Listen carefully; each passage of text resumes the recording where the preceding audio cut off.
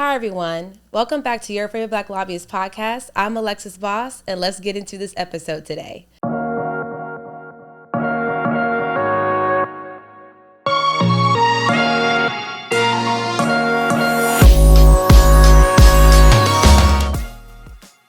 All right, I have a very, very special guest with me. I feel like every guest is special to me, but a dear friend of mine, Andrew Hopson, food and beverage leader in the hospitality industry. Let's give a round of applause to our dear friend, Andrew.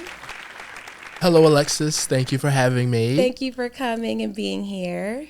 Glad to be here. I love the work that you're doing. Love the exposure. Love the awareness that you're bringing to a lot of the issues that are happening in our field. Oh, okay. The flattery, please. I'll be blushing.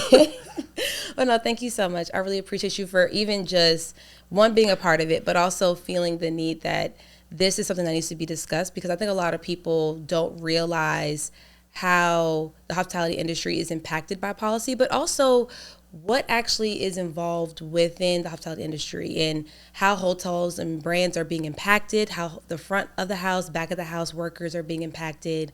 And not just on the policy side, but just how it works in the operations of that. So I'm excited to get into today's conversation. I always love to give my guests the opportunity to pretty much just say, who is Andrew Hopson? How do we get here? What is your journey?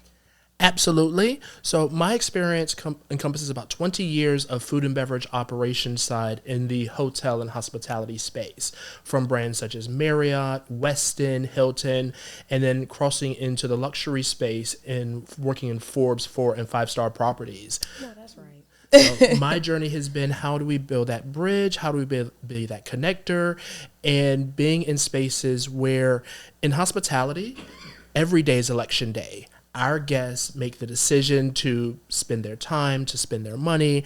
Our team members in our operations are evaluating our culture and make that decision to join us and or compared to a competitor.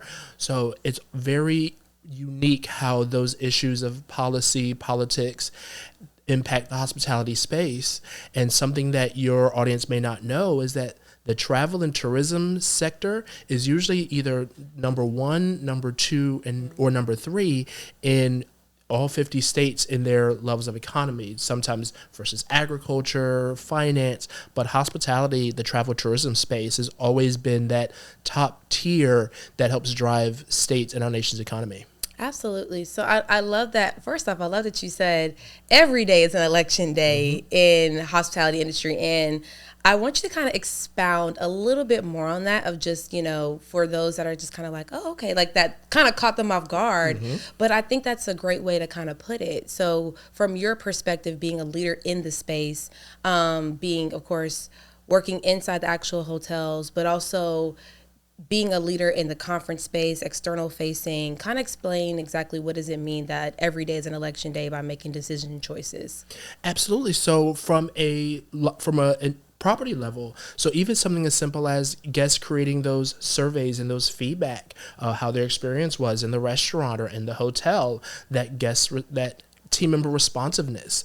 This is feedback that we oftentimes properties will get on a daily or weekly basis. This is where, from a leadership perspective, where evaluations are given or responded to.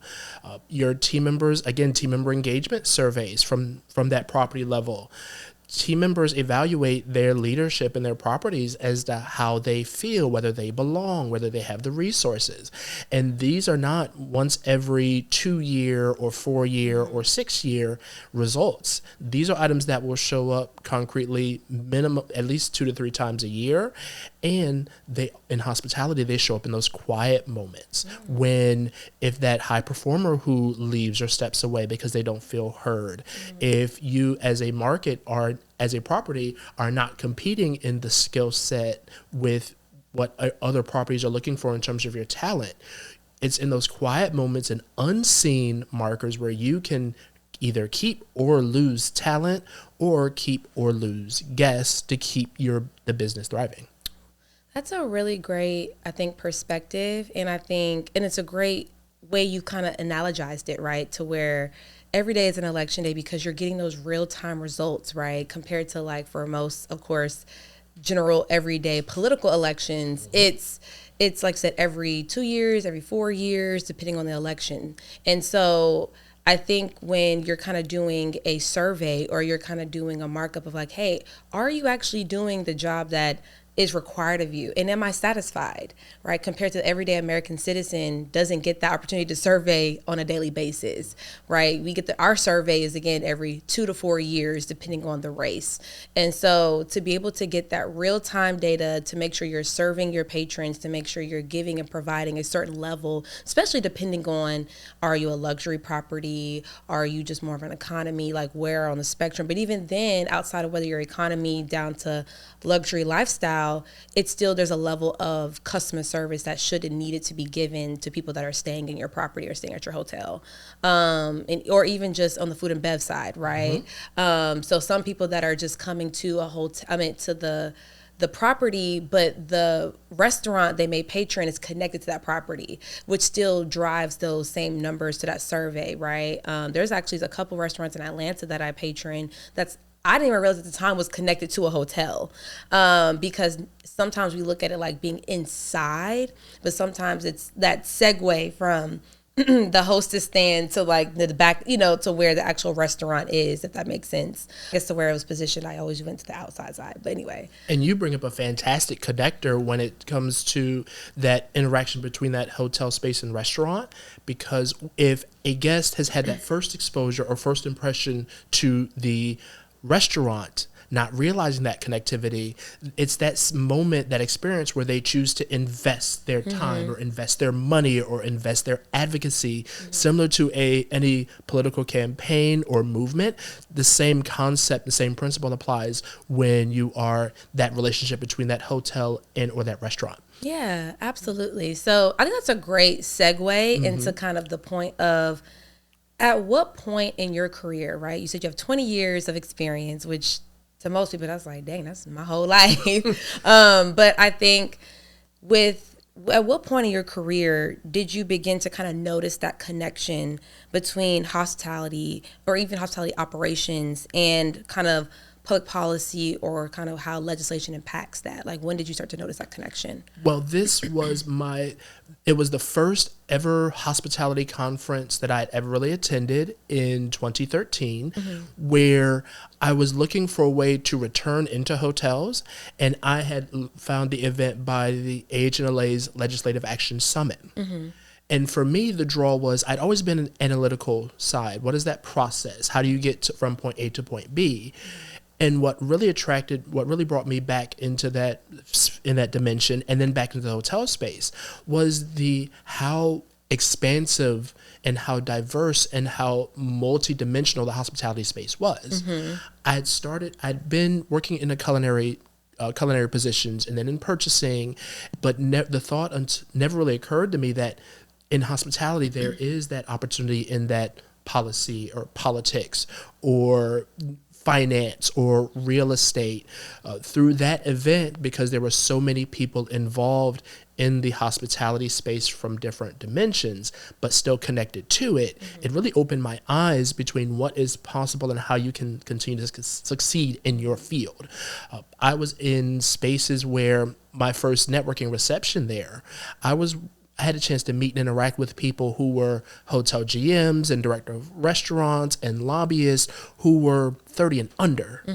And it was through there I got a chance to really not only explore a new side of hospitality, but also connect how some of the issues that we deal with on the property level and that many people deal with on the property level, and connect that to why it's important to be engaged and create that advocacy.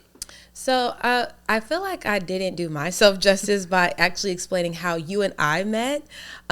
So for those that, of course, probably don't know, is that me and Andrew met when I was actually working in the hospitality industry. So I was a lobbyist or in the government affairs space for a hotel brand. And I think we met at a conference, right? And we met at a conference in DC, and we were kind of lobbying in a sense together, because that was supposed to be like the lobby down at the Capitol for the conference. And ever since then, I don't think either I couldn't get rid of you or you couldn't get rid of me. One of those. Probably both. We was just like, okay, you cool. We was tight as thieves, but it was my first experience just being, because I think as a lobbyist or in the government affairs space, we can move through different industries and spaces, right? And learn and kind of understand that industry within our time of working there. And so my experience in the hospitality field was actually a really good one. I mean, I met so many different people of all backgrounds, general managers, owners of hotels, people on the director or like the food and beverage side, on the culinary side, I've met people that were like, I actually work for like on the electrical side of like, creating elevators. Mm-hmm. And I'm like, oh, wow, like how all these different things are connected.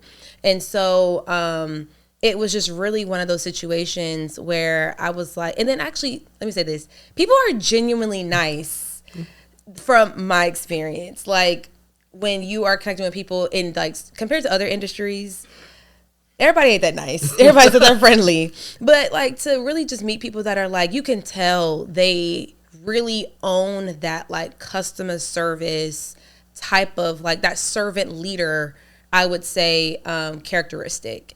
And my experience just connecting and meeting different people in the industry, I think, was amazing. And so I just kind of want to put that out there because I'm like, that's kind of how we met. Mm-hmm. And it's really true how you just meet so many different people because you don't realize how interconnected the industry is, and honestly just what it takes to run one hotel, like one property. And it doesn't have to be a luxury, like any property. Mm-hmm. It takes a lot. It takes a village. It takes a team. And I think, we saw, of course, in 2020, a lot of industries were heavily impacted, but especially the hospitality one, because it's front facing. It's very interpersonal. And of course, when you're having a health pandemic, that can cause a downward shift in the workforce. I mean, we saw a downward shift in everything. A lot of places had to close or just operate at like 50% capacity just so that it didn't become a 0-1 chamber for, COVID at the time. And so I think, when we're talking about tourism, we're talking about policy. And then, of course, in today's time, we're talking about immigration, mm-hmm. which is heavily impacting, which people don't realize heavily does impact the hospitality industry and hospitality space, especially on the property level, because you have a lot of those workers who have H-2B visas, right? Non-agricultural visas to come to the States to work in these spaces, right? Because of COVID, that the workforce was hit, I think not only just in the hospital, but in a lot of industries. People mm-hmm. don't want to work no more, right? Especially when it comes to servant leadership. And so, but also, and I feel like I'm going on a ramble and I'm going to take a pause here, but also people didn't realize as well that the career growth and opportunity in the hospitality space, in the property level, is extremely fast and streamlined. I've heard so many stories about people who were like, yeah, like I was a bellhop, or I was working at the front desk, or I was actually like housekeeping, and now I'm the general manager or the owner of this hotel. And I'm like, what? Or I'm the CEO of a global company.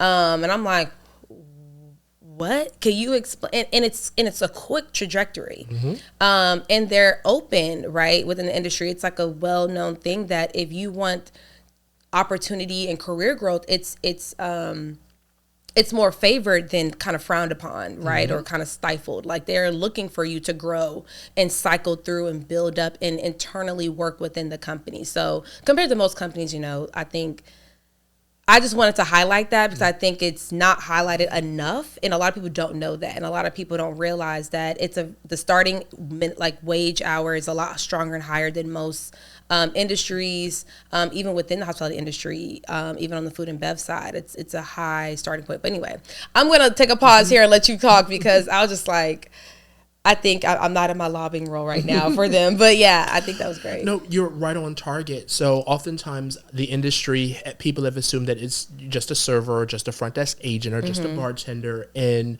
the transition in between your careers. But what people don't realize is that's how you build those skills of that resiliency, that adaptability, that desire to excel, deliver, and win, create those experiences, anticipating guest needs. Those are often skills that oftentimes that always and often help to move quickly.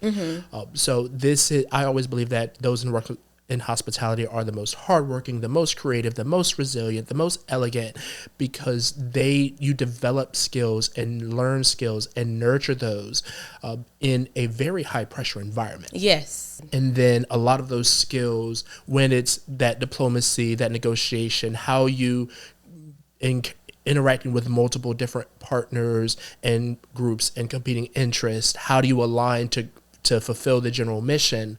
A lot of those properties and traits and situations that you encounter, those high stressful moments, I call those gotta have it moments. Those are items that translate and transfer extremely well when you're engaging, especially in that political, that legislative action.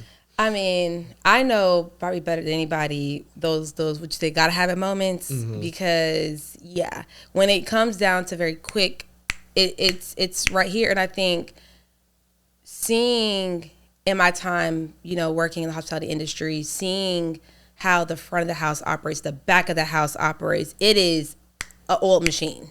I mean, it's moving, and you have to pivot. You have to be malleable. You have to be able to kind of know how to function in high stress environments while still serving, right? While still, like I said, doing that with elegance, and not allowing the patron to know that there's a fire in the back of the house, right? Like it's burning down back there, right? And so it's a level of, I think, competence most people don't either, I don't want to say know how to have, or just that skill that they don't really build up, and you don't really get to build that up in other industries compared to in the hospitality industry. You get to kind of experience all of those competency skills in one property, in one area, in one house. So I think that's great. I did touch on some political policy actions that definitely have throughout the years, and even in today's time, impacted the hospitality industry. And I kind of wanted to get into that a little bit, the hot button issues. But we can do a timeline and kind of start from 2020 to now, and just how COVID, impacted, to how even outside of COVID, people thought that the hospitality industry or the tourism was just going to plummet and stay there, but how it's risen and grown to even probably past pre-pandemic levels, or attempting to get there. But now we're seeing and attempting to see another, issue that's impacting the hospitality industry. So I want to kind of get your perspective as being a leader in this space. What are your thoughts and what's your perspective? Absolutely, especially starting with COVID. Oftentimes, sometimes that trope or the misconception is that in hospitality people don't want to work anymore. What you find, COVID, the pandemic, what that really did was really laid bare a lot of either the structural challenges, messaging issues, the perceptions that some may have had of the industry. Some of them, the hospitality industry said, well, that's not the case. Let's share our story. Let's share our message. There were some areas where hospitality said, we have to have a level of self-awareness. This is how we need to do better to either support team members, properties, leaders, and show that we can build a pathway to success. Again, what I appreciate about being in the industry, there is a level of self-awareness, that level of here's our self-accountability, this is how we can move the needle, this is how we can make sure we're doing our part.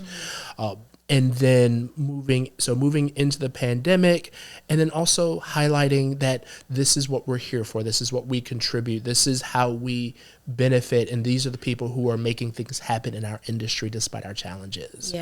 And then even moving through current events, and for example, you have immigration. Oftentimes in hotels, people in hotels tend to get a little bit nervous about kind of engaging in those issues because there are multiple facets that are involved in hospitality. You have some of the brands who are involved. You have ownership that may have a different perspective. You have your own property leaders who may have different needs and objectives to protect their teams. And then oftentimes, it's our team members who come into work and want to do a good job and support our guests and do the right thing. It's oftentimes in some of these issues, as we've seen with Minneapolis, yes, our team members are caught in the ending result or downwind of some of the issues, actions that may occur. And team members, housekeepers who just want to come in and make sure beds are clean, food servers and bartenders who just want to make sure that the guests who are staying with them are having the great experience, because that's what brings them back, and that's what keeps people working, and what gives their communities a good reputation, and they're keeping it in a sense that they're trying to represent their job and themselves with integrity. I'm glad that you kind of touched on that, because I feel like you're tiptoeing, so we're going to get into it. I'm going to dip the whole pinky toe in there. So I recently seen, with the Hilton specifically in Minneapolis, or maybe let's just say a hotel in Minneapolis, was experiencing something very similar with the immigration issue and ICE, and I believe, if I'm recanting correctly, is that ICE employees were staying at this hotel in Minneapolis, and I believe, I don't know who in the property level or in the ownership level pretty much said you can't stay here, right? Or like there was something going on to where they were not welcomed. And of course that went into a whole spiral and made news and was an article. And I believe the hotel brand that is over, at the brand level pretty much said like they shut down that hotel in Minneapolis because of that decision and action that wasn't technically aligned with that brand's standards or discrimination policies. I just want to get your thoughts and perspective on that. So, and if you, yes, definitely want to jump right in, because this is one of those situations that makes hospitality leaders kind of uneasy, and mainly because it's a multi-layered, multi-levered conversation. So one layer, it's your audience, I don't know if they've heard of the franchisors versus franchisees. So the owners of that hotel are the franchisees that have signed an agreement with Hilton to put Hilton's name on that hotel. Hilton does not necessarily run that. These are small businesses who have been allowed to use Hilton's brand name to help build their hotel, build their dreams. So of course, they have the agreements that what you can and can't do, that they likely ran afoul of. For Hilton, if that hotel received government business or was a list of one of the hotels to receive government business, then that becomes another layer, because what hypothetically, Hilton likely made the decision to do that because not doing it could risk other Hilton branded hotels with government contracts. So that's the layer of Hilton. Not only is this outside of the agreement that we've signed, but there's another layer of business and activity that goes on through that. Yeah. And even then, the team members that were impacted, people enjoy working in hotels and hospitality. Those team members who were part of a Hilton brand, they have certain benefits, such as their learning and development center that they can help build and upskill, build and develop their talents. Because that franchise was removed, they now don't have access to that. Yeah. So even from that property standpoint, the other level is, how do I keep my talent who have, some of them may have been attracted to having that opportunity in that window that they don't have. Yeah. So it's a lot of different items that play into those decisions and factors that some people may not be aware of. one of the sayings I kind of speak to people when having these kind of tougher conversations, that the Easter Bunny isn't real. So it's making there are certain items that kind of come into play that we wish maybe did not, but items that still have to be considered when we're going through those issues. And it's really all about navigating them. I really think that's I like how you kind of said all that, because I feel like I wouldn't have said it as plainly, but I think that is a real thing, right? We look at things from a one-sided, or I always say like a keyhole from a perspective, that we look at it so narrow-minded that we don't realize there's a lot of layers, right, to a lot of these decisions, a lot of these situations, who's interacting with who's making decisions. And then a lot of things, I know a lot of people have heard, a lot of decisions are made from the head coming down. And so it's sometimes it's one of these situations where it kind of sucks, right? Where at maybe the owner level, whoever made the decision, because like you mentioned, as a franchisee, as an owner, you are in a sense leasing that brand's whole identity, right? You're leasing it. So you still are you are the owner of that property.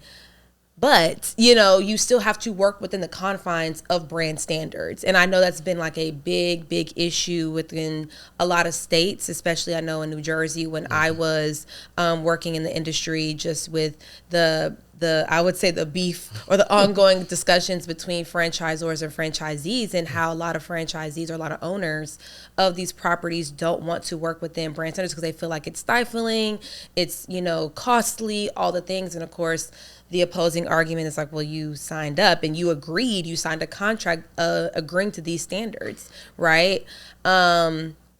And sometimes we're seeing those discussions trickle into policy conversations and government issues, and what do you do, especially I think with a lot of people are kind of seeing in today's time with ICE, and they're setting up different headquarters, and especially with the heavy situation that was happening in Minneapolis with the 2 people that lost their lives to ICE. I think again it's these things where it tugs on the ethos and the emotions of people, where they're like, well, they shouldn't stay here, but it's like, are you really going to deny them service? Because and so you're at this kind of double-edged sword, or stuck between a rock and a hard place, right? Because maybe personally and politically you don't align with this, but also you have a job to do. So where does that leave you? And it's sad with just the decision that was made, Hilton kind of dismantling that hotel. And a lot of people lost their jobs that may not even had to make that decision, or that were not even involved in that, right? So it really just, again, it just kind of, to me, it sucks, right? And I think it shows how a lot of times there's the different layers and the people in the industry, either having to make a non-neutral decision, right? Because a lot of times people like to say neutral in these things. Nobody wants to be this way or that way, because no one wants to really shake the table too much, because they don't want business to be impacted. But I think it's one of those situations where now you have to make a decision, because your owner, your franchisee then made a decision to where it put you in a position where it's like, well, we're going to save face. But anyway, I mean, or like I said, we don't want this to impact our other hotels and the government contracts that we have. And so, from a business standpoint, it's like, I think it just sucks on both ends. And for different hotels and restaurants and properties, really everyone wants their hotels to be 100% occupancy. Everyone wants their bar and restaurants to be full. Everyone wants to feel, when people who are working at these properties, either from the ownership, from your leadership, from your frontline level, we want everyone to come into the doors and be welcomed and have a great experience, because that's how you differentiate yourself from the hotel across the street. That's what keeps the best talent, and that's what keeps that activity, that cycle of movement going. From your experience in the space, in the property level, at the property level, but also just you go to a bunch of conferences, right? And have a lot of external facing conversations. What what skills do you think, or are there even conversations about skills that can translate within the industry to teach people how to kind of navigate the diplomacy and reading the room, especially around these discussions? So some of one of the main skills is that curiosity, just starting to engage. If there are items that you may not be sure about, answering ask those clarifying questions, share your perspective. And in some of those areas where you may have someone with that experience or that different perspective, ask to fill in the blanks. So in hospitality, it's when we engage with guests, asking those follow-up questions, just observing body language, those nonverbal cues, starting from there to get that understanding and get that perspective. And in those some areas, we have our principles and we all have our values. So make sure and also sharing those values, sharing that perspective, but coming at it from a place of curiosity, because oftentimes, even from my level, as a leadership, there are certain items that I may see that my team does not. There are team items that my team may see that I may not. Even from a senior or executive leadership, there may be information that they may be privy to that myself or my team may not have that access to. So initially starting from that expectation of that curiosity, that what gaps can I fill in to help gain a clearer understanding. I love that you said to come from a perspective of curiosity. I always try to encourage, my audience or just people that I have conversations, or even the people that I'm educating in the lobbying space. Be curious. It's okay to ask questions. It's okay to, feel some type of way, right? Especially if you feel like this is impacting you or, your personal life. I think I'd rather you come from a curious or a question standpoint than a divisive one, because then it allows for space of conversation and discussion, and also it allows for a space of you being open to getting some form of clarity and education and awareness, besides you making decisions that could just negatively or just could impact people without recognizing the repercussions or the consequences, not only just within yourself, but also for those around you and the business that you operate in. Can I share with you a perspective from the legislative process from when I went to DC? So, for example, a number of years, hoteliers have gone to DC to talk about certain business accounting and to ease business travel, the process for businesses to travel. Some of the feedback that we had gotten from legislatures was, because they travel from DC to their constituencies, their first response was, well, we see planes, not long after COVID, they're like, we see planes full, we see planes overbooked. So from our perspective, it's thriving. Exactly. So what we shared with a lot of legislatures in DC was we've seen the increase in leisure travelers, increase in families. But for a lot of properties, especially in those major metro urban areas, it's that business traveler, that group traveler, those conferences that really help drive that business in your hotels and your properties. Whereas your leisure travelers oftentimes will be that season, or typically like those shoulder days, like that Friday to Sunday or Thursday to Sunday. So educating them and a lot of some of the policies and items that we were advocating were to help bring back that group business and conference traveler, which oftentimes is a big driver of the hospitality business in certain markets. And I think it's that perspective, right, where people are like, I didn't know. Because like I said, people just see, well, I know when I walk through TSA, it's a line, right? It's a lot of people. So business must be booming. Tourism must be up. People must be in these hotels. But that's not always the perspective. That's always the case. And sometimes if that's the case, like you said, it could just be the season, right? We all know, I seen a video where someone said, when you walk through an airport and you see black women in box braids, it's they going somewhere. They're traveling. It's the season, right? I mean, I think it's a similar perspective, right? Where it's like, again, it's those seasons, it's those pockets, but the consistent traveler that you mostly see is, like you said, those conferences, those groups, those business travelers. And that's a perspective, again, where it's educating people. It's that it's letting people know this is what's happening, this is what's going on. We still are, trying to get to a place to where we are, thriving and booming and all of that, to where we can see consistent work, but also making sure that work translate not only just with filling hotel rooms, but also staffing people. Because I know workforce staffing is a large issue, not only just within the hospitality industry, but also within a lot of industries. Because again, nobody wants to work anymore, apparently, or at least do service jobs. Which makes it difficult because a lot of how our economy is built is based on service jobs. And of course, as we see from a policy level, with immigration being impacted, a lot of those service jobs are also being impacted, especially when it comes to visas and if they're making it more difficult. So I did kind of want to segue a little bit into another policy discussion, just kind of about, if you had any thoughts or ideas, especially being in the food and beverage industry or food and beverage side of the industry. I know the idea and the discussion about, no tax on tips and just, the surface level kind of sounds straightforward. But, what are some potential unintended consequences people may not think about or just may not know or understand about that? Excellent question. So, from me I actually started on the culinary side, so working in banquet kitchens, culinary side, the action stations on certain events.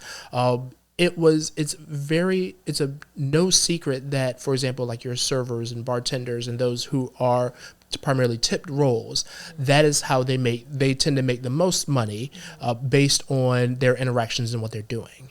So on one level, the no tax on tips is allowing people to keep more of their money that they've earned through tips. But the unintended consequence of that is, for example, the restaurant and food and beverage side, what does that talent pipeline look like for culinarians or chefs who may not necessarily get tipped? So speaking with a few chefs in my circle and my network, it's what does that talent pipeline look like for your culinary side who are preparing those meals and preparing those plates, and having started in the heart of the house, I've always had that emotional soft spot for the kitchen being that engine that drives your guest experience and drives service. So that is an issue where it has been passed, and now we let's work through that to make sure that we are, again, doing right by our team members who will benefit from the no tax and tips, and make sure that our heart of house team members who don't receive that now don't feel like they don't have a plausible pathway to succeed. I think that's great. I love how you mentioned about the people that, in a sense, are not the ones you don't see them, right? So when you're sitting at a restaurant, you don't see the chef unless you specifically ask for the chef. And I have actually asked for the chef a couple of times to give them their kudos. Because sometimes I don't want to say they don't know, but they are, I'm assuming, but I love to always be like, no, bring the chef out here because I want him to know compliments. And I think they appreciate that because they appreciate to know oh, you actually do enjoy the food. I'm glad it was up to your service, up to your expectations, all the things. But it's that perspective of they're not getting tips, right? So what does that look like? How does that impact those that are still a part of the process and the engine that drives the property, that drives that restaurant, that drives that area? What do they look like, and how are they impacted? And it's those, again, unintended negative consequences or potential just consequences where no one really thinks about from that perspective. The core value of do they feel seen, it's making sure that in hospitality, food and beverage hospitality, that all segments they feel seen, they feel represented, and no one's being left behind in favor of an initial or pressing issue. I like that you mentioned that because it's an inclusion, right? It's a level of being included. It's a level of culture. And sometimes that also a lot of times I think, especially in the industry, it's a business strategy. And I think that's a lot of times the industry's main business strategy is DEI, right? And I wanted to kind of ask, again, from your perspective, from you just being a leader in this space, what lessons do you think that other industries can learn from the hospitality industry when it comes to serving diverse communities, when it comes to even also just serving in general? So I think that what other industries can learn is that hospitality, as you mentioned, hospitality has in essence built a brand. Its business model, its cause for success is going to be inclusion. I say my guests who stay at the hotel or eat at my restaurants, as long as they are having a great experience, everyone feels welcome. That allows me to attract more people into to the restaurant or into the hotel. It has to be a genuine business model or embedded in that culture rather than something that was tacked on. I would also go as far as to mention that there were a lot of the industries that had dropped. Let's think Target. Yeah. Is Target a brand that you would necessarily see them and think hospitality? No, not really. So it's a lot of the brands during some of the issues of DEI and belonging, a lot of the brands and hotels, that a lot of them said, well, this is kind of what we are and this is what we're going to continue to do. And they did without backlash, because that's always been the core tenet of working, being successful in the hospitality space. Yeah. You can actually look at a lot of the brands that have dropped that, with the exception of one or two, and go, is your business, the core of your business, really hospitality? And that answer is going to be a no. And you feel like that is what's really the key that impacts a bit like the business strategy of how they're successful. Because, and even from a guest perspective, but also from a team member talent perspective, if team members don't feel welcome, if team members don't feel like they can grow, if team members feel like they are not accepted, then that becomes a challenge in keeping your talent, especially as you move through the different tiers, especially as you rise in the different tiers of hospitality. Yes. I think that's really good. And I think when using Target as a good example, right? Because we saw how their fall from grace with not really taking DEI practices and or just like I said, that culture, right, within the retail brand, how it actually, like I said, it impacted a lot of their business. And so you don't have to worry about the cat and mouse or the fight and struggle with a lot of things, because it's already there. It's already built in. I always like to use, and I don't know if you agree with me, but Chick-fil-A I think is a great example, because they're consistent, their retention of talent, and also just that culture of, hospitality. How can we serve you? My pleasure. Just certain, I think, aspects you get from a fast food franchise that you would naturally get from if you were to sit down and be waited on at a restaurant, right? You don't typically get at most fast food restaurants, or even you don't even get again at most retail companies, right? You don't get anywhere when you go when you go to most brick and mortar places. It's liked, it's hoped, but it's not consistent compared to in certain spaces. And so I think I just like to use Chick-fil-A as an example. Well, love that you brought a Georgia-based company into this as well. And again, it's that the values, the consistency, agree or disagree, you know where they stand, you know what they do, what they live it. And actually another follow-up example to that is when they put a Chick-fil-A in the Mercedes-Benz Stadium. The reaction wasn't, Chick-fil-A, why are you going in the stadium? The reaction was, Mercedes-Benz, why are you putting a Chick-fil-A in your stadium knowing full well that they're closed on Sundays? Right. It's football Sundays and we can't get our chicken sandwich. To the point where, if I remember correctly, when the Super Bowl was here, that was they opened it, but did a complete rebrand, so there was no Chick-fil-A presence there to keep it open, but again, align with those expectations of values. This is who we are.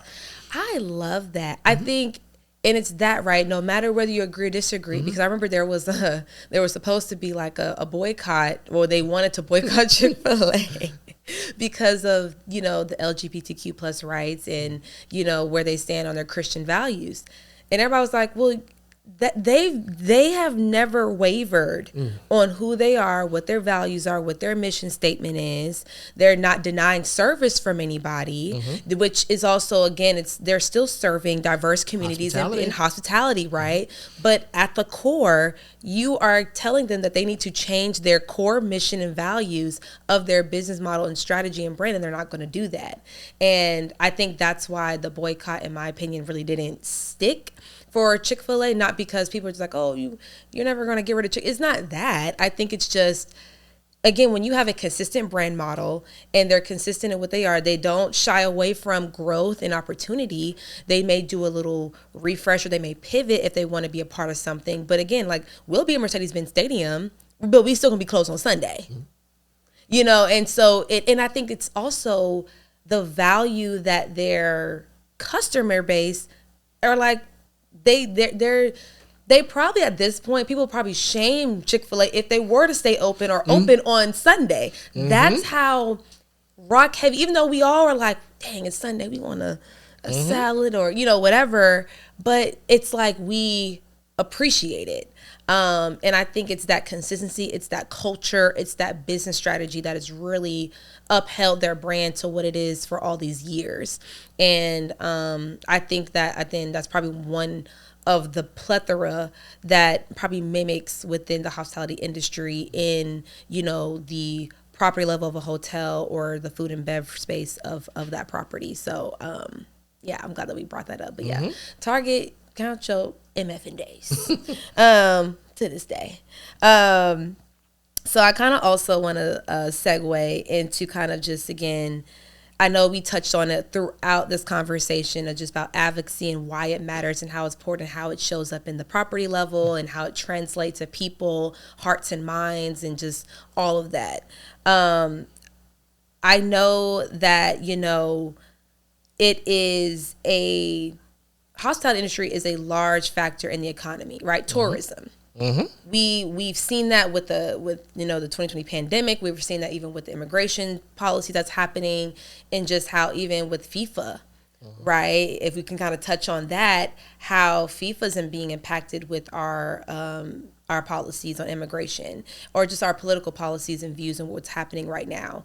And I don't know if you've noticed or seen, but like a lot of the FIFA ticket sales have kind of went down because people are fearful of coming over here. And that, again, impacts the industry. It impacts the properties of people want to stay in the hotels. It impacts the local economy and the business. So I kind of wanted to, you know, as the hospitality is a major driver in the economy, as we know, especially on the local side, what role do you think the industry plays in supporting communities and economic growth, especially when it comes to political decisions like the FIFA World Cup or immigration, or, again, there's a global pandemic? Like, how do you see the industry navigating and supporting communities in those times, or in these spaces and times?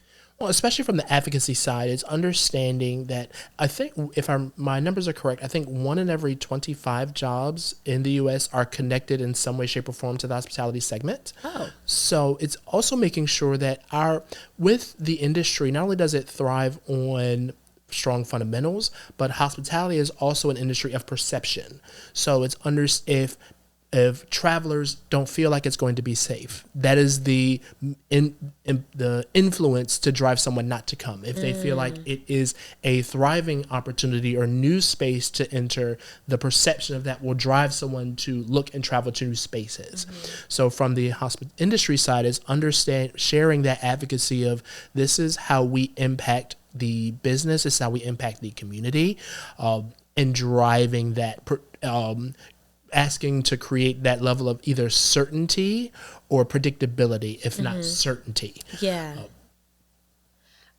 I think that's great, because you mentioned perception, right? And perception, people don't think like, I don't even have to know or be here to know it's unsafe or not, to know like, I don't want to come. I don't want to stay. If I feel like you got roaches, I'm not staying, you know?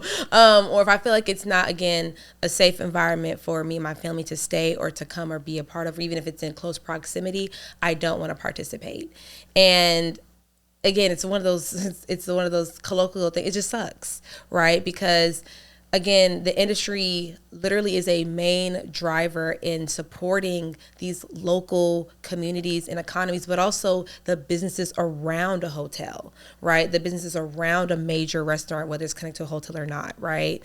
And how it drives the workforce, how it increases visibility for other small businesses. Maybe that's not on the scale of a small business of a hotel, but smaller mom and pop shops that are looking to kind of generate the foot traffic from that hotel, especially if it's within a walkable city. I know for in Georgia specifically, like we have the Mercedes-Benz Stadium, we have the State Farm Arena, we have that area where they're really building it up, right? We call it Hotel Row, where they're building it up to where they're putting more hotels. Like I think there's a new hotel that I haven't stayed there, but I went to their restaurant. It's the Hotel Phoenix. So I think it's Zephyr. Okay, thank you for the. I was like, Zephyr. It's like a Southern Brasserie French restaurant, or French style restaurant. And so again, it's like these new up and coming places that are really going to drive business and traffic. For especially when FIFA comes, or when we have a Super Bowl, or when we have these different sporting events, or concerts, right? Every time Beyonce comes, the city shuts down. So again, it's one of those situations where it is a main driver in local economy, and it kind of sucks where you have the perception, especially with everything going on with FIFA and ICE, and how some people are just kind of like fearful, and how I think we, not only on the lobby and government affairs side, but also I'm assuming from the hospitality side, like how do you feel like you're trying to mitigate those fears or that perception so you can still get people to come and patron your business? So also understanding and sharing the message that yes, you have larger brands and properties that are driving that economy side, but it's your hotels are deeply embedded in the communities in which they're part of. So it's not just creating that demand for travel and good press and good exposure, but these are people who live and work in the local communities. They support local community charitable ventures. So in these hotels, they are built, staffed, led, and run by people who are deeply embedded in your community, oftentimes to the point where when they're doing hiring fairs or doing community events, their first target is people who are in that local area to help build and strengthen the communities that they serve. Yeah. Oftentimes in that advocacy space, sharing in either the state capitol or in DC, the number of jobs that were created or generated through not only the direct hotel, but also in the businesses around it. The revenue that is generated for the state and the local state and national capital to do their daily business. That helps add that benefit as well. But just showing that, again, that multi-layered, multi-nuanced benefit and contribution that those in the hospitality space build to their local homes and communities, to their state, and then to their region. Oh, that's awesome. I mean, that's what it is, right? It's how it all is. I look at this as like a spider web. We're all connected, right, in different ways. And I think people don't look at it that way, but all of this is connected. Policy is connected. Policy is in everything that we do. Sadly, right? Not sadly for me, because I have a job. But the point is like it does impact. And it does impact, again, not only just policy decisions from the top down, but it also impacts, again, tourism, or how people are even spending their money, or consumerism, right? And how that, again, impacts our economy, which is a big, big issue, or a big topic of discussion, I feel like, right now with everything going on. And so, again, how do we have these conversations? How do we make sure we're mitigating fear? How do we make sure we are educating people properly so that they can feel, not only the people that are coming to patron, but the people that are going to serve? And so how do we make sure everyone is getting their fills of knowledge, they're getting their fills of making sure they're feeling safe and that they're not going to be negatively impacted, or they can at least go home to their families, or they can feed their families, or they have a safe place to either live or stay or just experience, right? And so I think that's really the biggest issue, or the biggest thing, I would say, not issue, how we all are interconnected in this thing. And so, yeah, I think that's great. Can I share another example with you for Of the importance course. of the advocacy level, or with you and your audience? So it was early in my time traveling to DC. One of the issues that we were going to DC to talk about was to have the SEC kind of take a look at some of these third party, these websites that were popping up and advocating, selling hotels and hotel rooms. Okay. From a property leadership level, it's very interesting to take the reaction of, well, that's what they do in DC. They're just writing letters and not being productive. I have a job to do. But it was the importance of me going there, learning about the issue that it's been impacting. But also, it actually hit home for me at a property I worked, because it was one day where a guest was sitting at the rooftop bar, and I went to touch the table, engage guests, take the pulse check, and the guest was sitting at the bar, and they were upset because they booked a stay at this hotel because the promo or website they booked off of said we had a rooftop pool, and that hotel hadn't had a rooftop pool in about 2 to 3 years. Oh. So it was through there where they began to click, where it was, these are items that I did not think may have necessarily had an issue, was affected.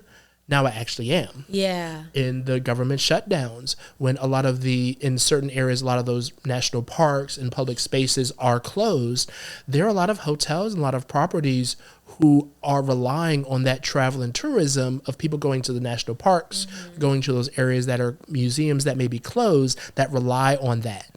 Hence why when you have the topic of potential the government shutdown that we had the previous year, you had a lot of hotels hospitality that says this impacts our economy. We have people who build their budgets and build their seasons and feed their families off of the busy activity that these parks being open provide. Yes. Never mind the fact that from a process standpoint, when when state and local governments talk about building their budget or not having a budget, hotels collectively look at the legislative bodies and go, oh, a budget is just a requirement. If we don't, from the private sector, if we don't have one, that's not going to be a fun conversation. Yeah, show lane. Yeah. So there are some items where from that hospitality side, it's important to to share that voice and share that perspective, because there are certain items where outside of the advocacy and legislative process, you looking outside in and go, what in the world is going on? Yeah. Yeah. And I think that's the sentiment, right? A lot of people are from the outside and like, what the hecky, right? What the hell, sorry, is going on, right? I'm trying to figure out, I'm trying to navigate. And I think that's the sentiment for a lot of people in where we are right now. Whether you're connected to the hospitality industry or not, a lot of people are just like, what is happening? I'm trying to keep up. It's so much going on. I don't understand. And sometimes the questions are more than the answers people can give. And, that's just where we are in a sense of just, that's just where we are right now. I know for me on the lobbying side, a lot of us are just like, we're just trying to keep up what's going on so we can try to answer your questions to the best of our ability with the best information as possible at the time it's coming out, right? And I can only imagine on the property level, the amount of questions not only workers are probably asking leadership, but also the patrons and the guests are, as you're serving, as you're doing that, everyday election check-in and, what is happening? What are these things that people are really looking for? How does this impact them? And then again, people that don't even realize this is a thing for me, it becomes a thing for them, which sadly again impacts business for other businesses. So that definitely makes sense. I guess I want to say, as we are closing out, because we're almost at time, I do want to ask you one closing question that I always like to ask my guests, and kind of it's more of like if you had to give one piece of advice, or if you had to kind of give like a call to action, or however you want to view it. I will say this is like, if someone working in the hospitality industry, or someone that's looking to be a part of the hospitality industry, wanted to become more engaged in advocacy or civic awareness, as again, you have had your hand in plenty of times within this space, where should they start? So I would say starting with starting as simple as reaching out to your state legislature, your local legislature,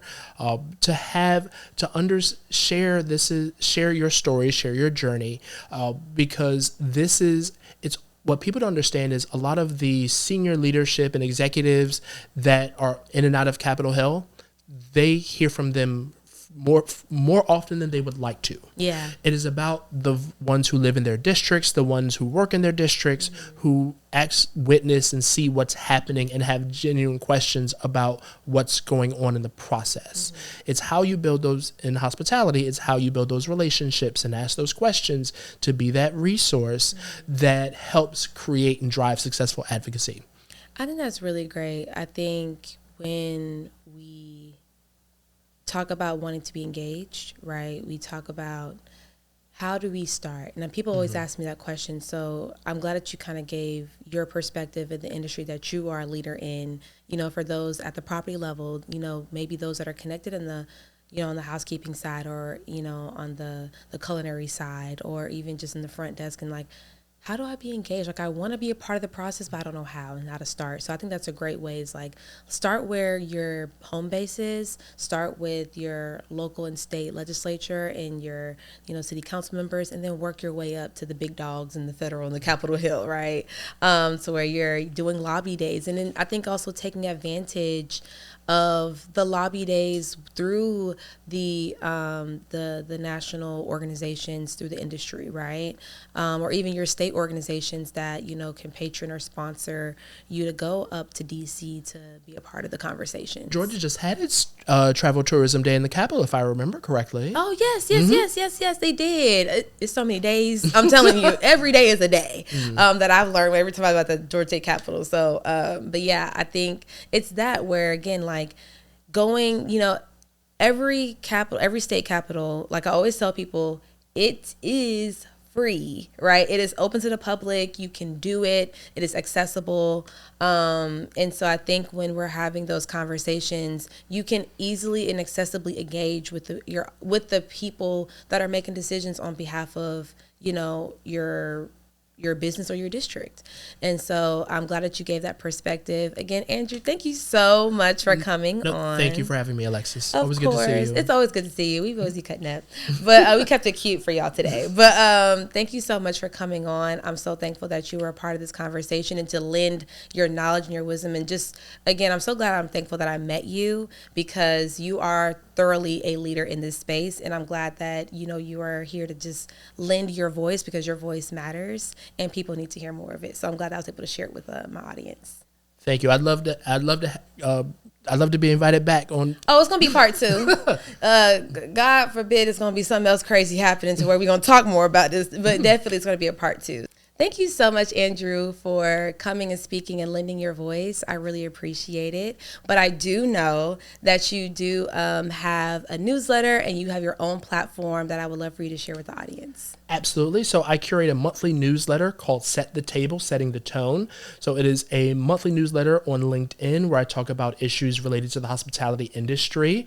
So I believe in food and beverage, setting the table, setting the stage is the first part to a successful breakfast, lunch, or dinner, and a great topic for conversations. So connect with me on LinkedIn, subscribe to my newsletter. Again, that's Set the Table, Setting the Tone, where I talk about different issues related to the hospitality and food and beverage space. Well, of course, I'm going to include Andrew's information, so you can please follow him and follow his newsletter. It's also absolutely amazing. And definitely when I give him my points, I will be on there as well, so you'll get my take on everything. But again, thank you so much, Andrew. I really appreciate you and your time and just coming on and lending your voice again, because your voice does matter and it does need to be heard and shared. Thank you so much for tuning into today's episode. I hope you got so much out of it as much as I did. Again, I will link Andrew's information in LinkedIn down below so you can be able to follow and subscribe to his newsletter and follow and share the updates what he has going on. Again, thank you so much. Please don't forget to like, comment, subscribe, and follow. Until next time, bye.